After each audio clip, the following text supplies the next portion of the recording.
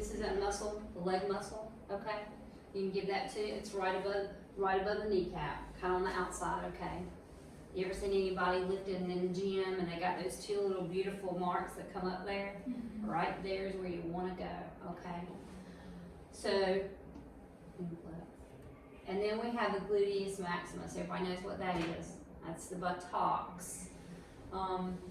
You've got several points where you can give it here. 1, 2, 3, 4, okay? Easiest way to do that, find your coccyx, draw a line, and then go 1 or 2. You can go either or, okay? Find the tailbone, and then draw a line. And you go up or down, okay? Where's the best spot to go? It depends on what you're giving. When you get your order to give a certain medication, that's when these handy dandy little books right here, or those clipboards that I've seen everybody have, until you get really, really comfortable in your practice. Carry one of these with you, or have that clipboard with you, and it'll tell you everything you need to know. It depends on what you're giving, okay? And with that being said, you're gonna choose your gauge of your needle and all those good things too, okay? And it's gonna depend on the, if you've got a 90-pound person, you're certainly not gonna use the biggest needle you can find. If you've got someone who spend quite a bit of time at the buffet at the Golden Corral, you might go for a bigger, longer gauge needle. But it also depends on what the medication is and how big your person is, where you're going to put it up. Okay? Okay. Alright. These are sub-Q injection spots. Now, has everyone given insulin? Alright. Are you giving heparin? Okay, alright. These are sub-Q spots that you can use. Usually insulin goes in the belly. That's where a lot of people give it, or in the back side of the arm, you know, the second wave. As you get older, you have that second back wave, you know what I'm talking about? Yeah, dealing with that right now. So, and you can also give it in the back. I didn't know that until I researched all this stuff. I commonly give stuff, I've given stuff on the thigh area, because we as women, we are blessed with meaty thighs, aren't we? And most of us have some of that sub-Q tissue here. But there are people here that have neither meaty thighs nor any sub-Q on their abdomen. So you have to get as much as you can get. Oh no, do you know why we give sub-Q injections? And why we pick these specific spots? Less blood flow. You don't have a lot of blood flow there. You won't hit anything major. They won't bleed. You ever given an insulin injection and they didn't bleed afterwards, and you think, wait a minute, I just made a puncture site. You're not bleeding. That's because there's not a lot of vessels for you to hit. Okay? Alright?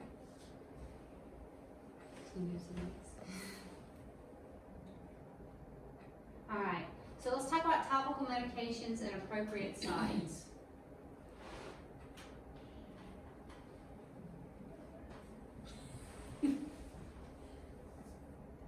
So an example of topical medications is nitro paste. Alright?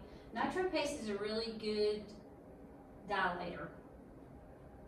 When you get ready to put this on someone, your order will say a half inch, an inch, and you have these little pieces of paper. Be mindful of how much you're supposed to give, because it has it listed in increments how much you give. It's done for you. You don't have to go, no, wait a minute, I've got 100 milligrams in 1 inch, and they're supposed to get 0.123. I don't know how to do that equation. That's going to be really difficult. It's not going to be that difficult. Use your NitroBid piece of paper that you've been given, okay? And you just draw a line with it, and you put it on the patient. Now, I worked in the cardiac tower, and what we would always do is we would alternate sites on the chest. I always wondered why we did that. So when I did this PowerPoint, I researched it. it's nice to think that when you put topical ointment on something, that it's gonna go directly to that. But the truth of the matter is that it's going on your skin, it's going to be absorbed anyway. So, yes, it's nice to put it on the chest wall and rotate it, because we think it's gonna be absorbed faster, it's gonna create dilation faster. But because it's going on the skin, it's gonna be absorbed anyway, alright? So you can put it on the arm, you can put it on the back. Anywhere on the upper trunk is a good location for it, okay? It's just a lot easier to alternate your sites on the chest or the arm, okay? Because when you start working in acute care settings and you have someone that comes in with chest pain, you're gonna see that big old nitro patch right here, or the nitro paste, all right? And you're gonna think, oh, well, they put it over the heart so it would go ahead and dilate and they would stop having chest pain. That's not the real reason why it's put there, it's just easy access. All you gotta do is flip the gown down, put it up there, you're good, little piece of tape, you're good. No, next dose comes around, you just take it off, wipe it off, put it on the other side. It's just easy access, okay? But you can put it on arms, you can put it on the back, you know, anywhere on the trunk. I don't advise going below. I never did anyway.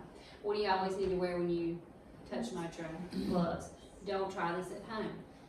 When I was in nursing school, I had to administer nitro paste. And my instructor had just told me, Lisa, you need to make sure you wear gloves. Yes, ma'am. So I did everything I was supposed to You do. fell out. Yes, I did. There was some sort of a hole in the glove and I did not see it. I touched that stuff, I dropped like a stone. So now I make sure I double glove whenever I put nitro paste on, because I don't want to drop like a stone. So be mindful of that. Take the precautions that you need to whenever you're putting on topical ointments, okay? Because you don't want to be the one that gets the effect of it. The patient's sitting there going, do you need help? I will never forget that.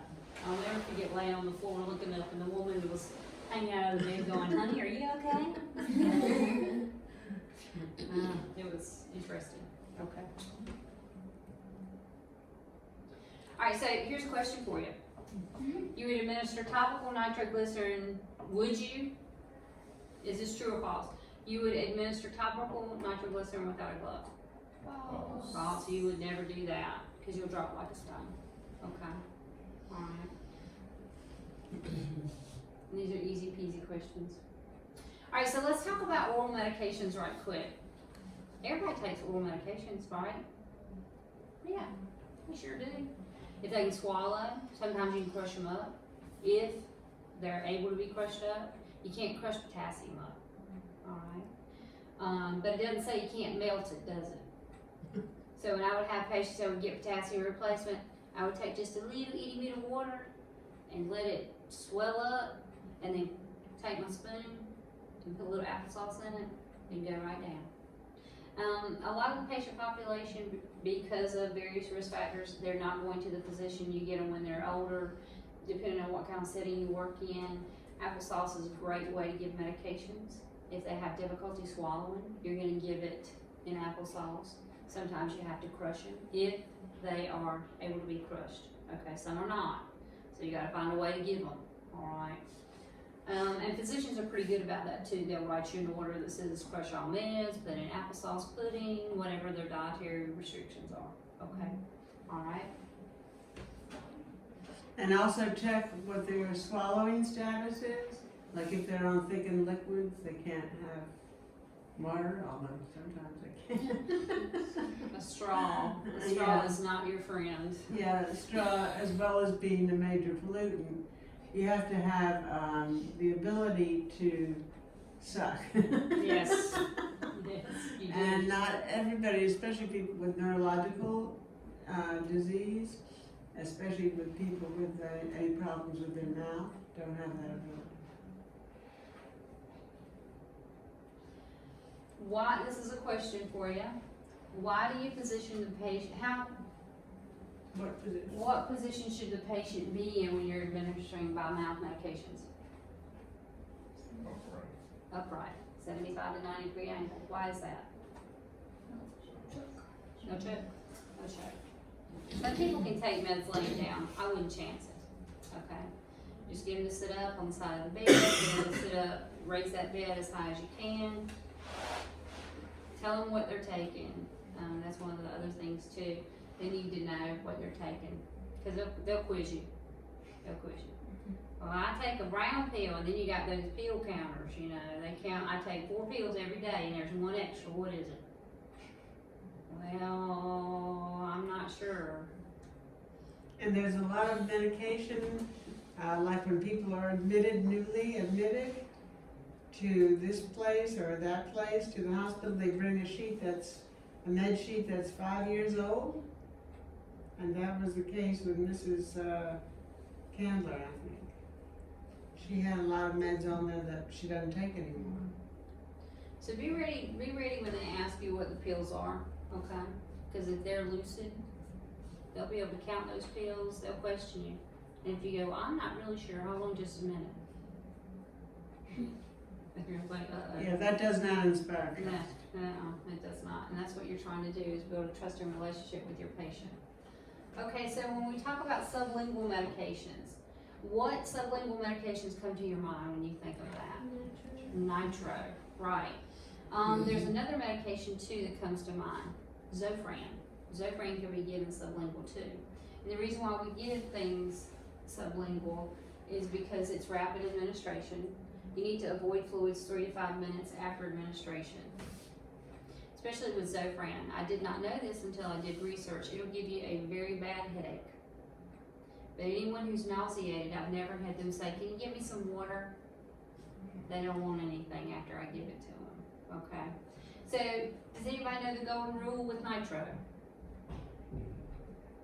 Golden rule, 3 and 5.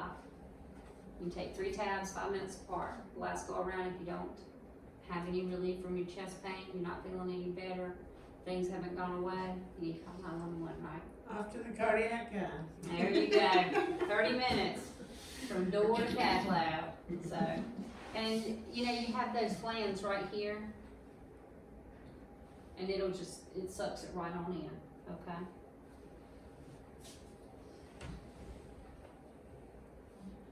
Alright, transdermal medications. Everybody knows what this is, right?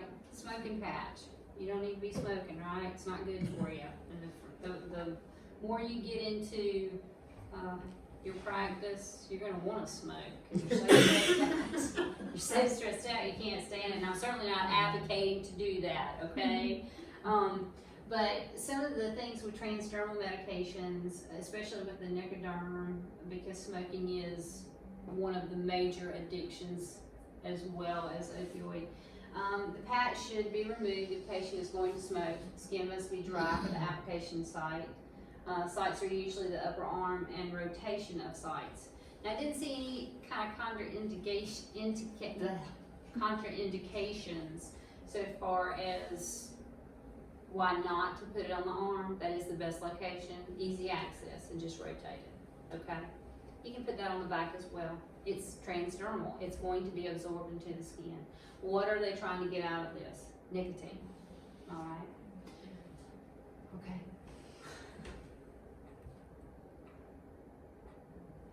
There's other transdermal patches too. Now these are fentanyl patches. Okay. They're usually put on and they stay in place for around 72 hours. Okay. You need to make sure that when you're putting, would you double patch? Would you double apply patches? No, you wouldn't. Not with nicotine, not with, especially fentanyl.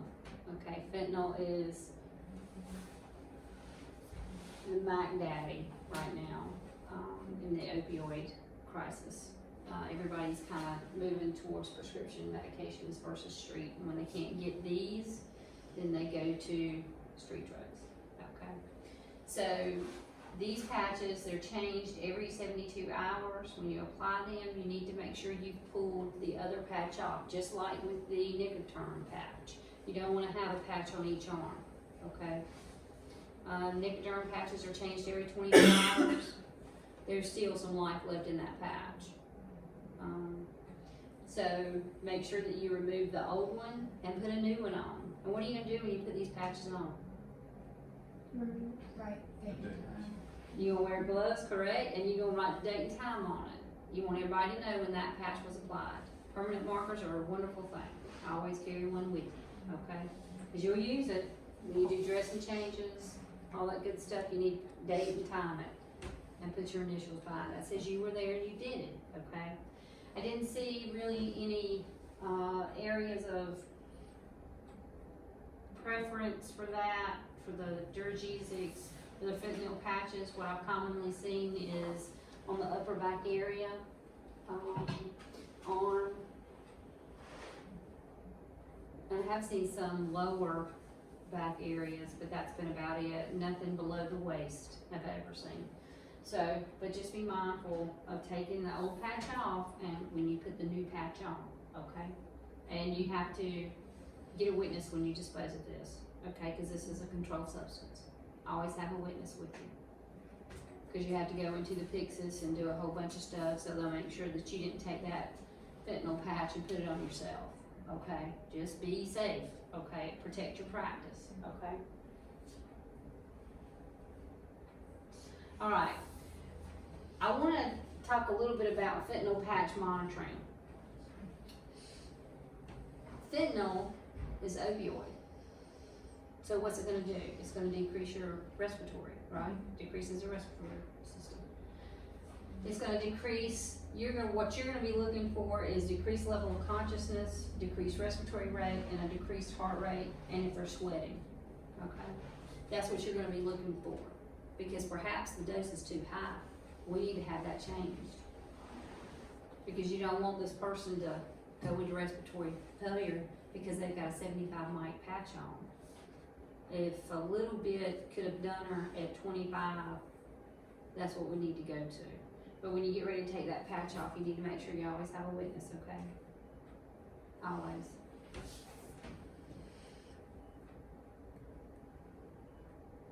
Okay. How you like my Joe Cool here? He's doing yoga. He's relaxing. Smoking a stogie. Here's a question for you. You can smoke with a nicotine patch on. Is that true or false? You cannot. You need to take that nicotine patch off. All right? Because your body's already absorbing that patch, and then you're gonna smoke on top of it. Ooh, they're gonna pass that on you. Okay. How could it be a teaching moment for you and your patient? Because your whole goal when you start taking care of patients, as you are now, is to develop a relationship with them, okay? This could be a really good teaching moment. And I'm not talking about when they're laying on the floor and they got the cigarette in one hand and a patch on the other side. That's not when you do your teaching moment.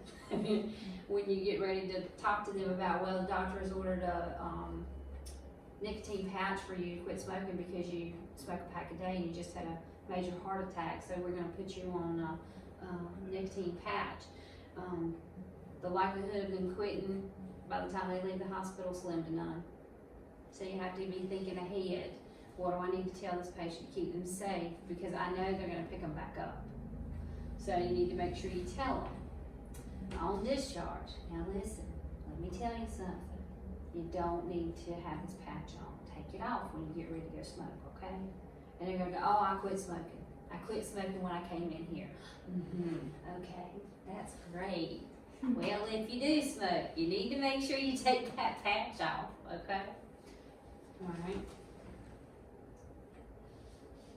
All right, intranasal medications. We did that this morning with the Flonase, 2 types of medications that are usually given intranasal. You can, well, there's many actually. You can give Narcan intranasally now. And in the research that I did, you know that addicts sometimes carry Narcan on them, and they can shoot themselves up with that intranasally. I didn't know that. I thought that was interesting. Well, all right, but in the clinical setting, what you're going to see a lot of is Nasonex, Flonase, the calcitonin that the little ladies get to help with their bones because they're brittle.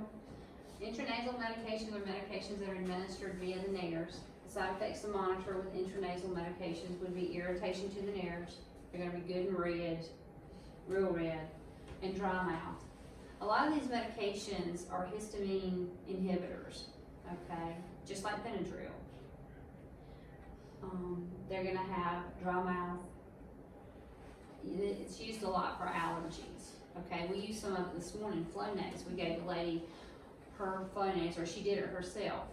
You always wanna prime your pump, just give it one nice little puff, and one nair at a time. And then you've got some of them that they want you to alternate nairs. That's the calcitonin, alright? And you'll see that in your medication orders. It'll tell you alternate left to right nair, alright? You just need to know which nair was done last. And most of the time you can ask one, which nair was done last? They're gonna do what? Which hole did we go in last time? And they'll go, oh, we went in here. They can tell you that. They don't know what nairs are. So just be watching for that, okay? And these are my references.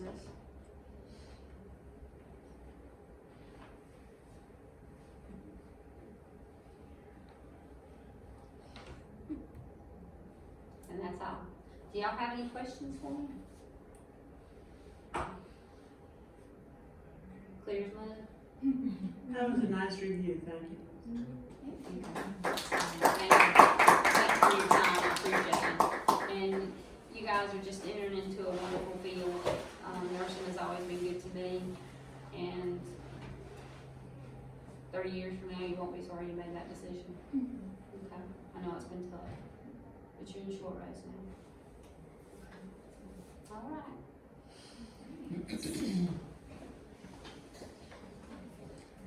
Okay, we're done in time for lunch.